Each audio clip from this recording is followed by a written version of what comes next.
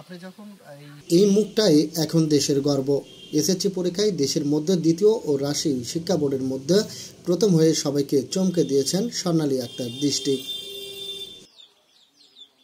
আলহামদুলিল্লাহ, অনেক ভালো লাগছে শুনে যে রাজশাহী বোর্ডের মধ্যে ফার্স্ট হয়েছে আর দেশের মধ্যে সেকেন্ড। এটা অনেক ভালো সংবাদ, তো অনেক ভালো লাগছে। বগুড়া বিএফ শাইন কলেজের ছাত্রী দৃষ্টি ছোটবেলা থেকেই ছিলেন মেধাবী। অদম্য ইচ্ছাশক্তি আর নিয়মিত অধ্যবসায়ের মাধ্যমে প্রতিদিন 10 ঘন্টা পড়াশোনা করতেন তিনি। জি, আমি 9 থেকেই প্রস্তুতি নিচ্ছিলাম, কারণ আমাদের সামনে এসএসসি ফার্স্ট আমাদের পরীক্ষা হবে, যেটা বোর্ড পরীক্ষা, যেটা আমাদের পরবর্তীতে সার্টিফিকেটে থাকবে। আমাদের পরবর্তীতে যত আমরা পরীক্ষা দেবো এটা অনেক বড় ভূমিকা পালন করবে। তো 9 থেকেই আমি প্রস্তুতি নিচ্ছিলাম এসএসসির জন্যই। তো বোর্ড বই পড়তাম, টিচাররা যে গাইড দিত ওইটা ফলো করতাম, পাশাপাশি অন্যান্য বই যেটা আমাদের লাগতো সেটা পড়তাম ভালোভাবেই।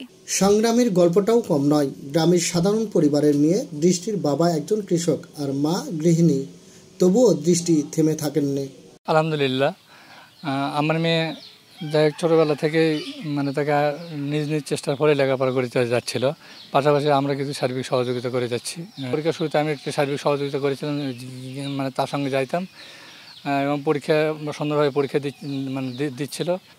আর লেখাপড়ার সামনে আমি সব কিছুই করে দিয়েছি, রান্না বান্না করে ওকে তুলে খাওয়াইছি, ওই প্লেটের গাড়ি তুলে দিয়ে আসা নাকছে। শীতের সময় আর বাবা ওরা ওই সাবদি যান গাড়ি তুলে দিয়ে আসছে। আমি কোনো কাজে কোনো সহযোগিতা নেইনি, আমি একাই করেছি। মেয়ে তাও লেখাপড়া শিখ।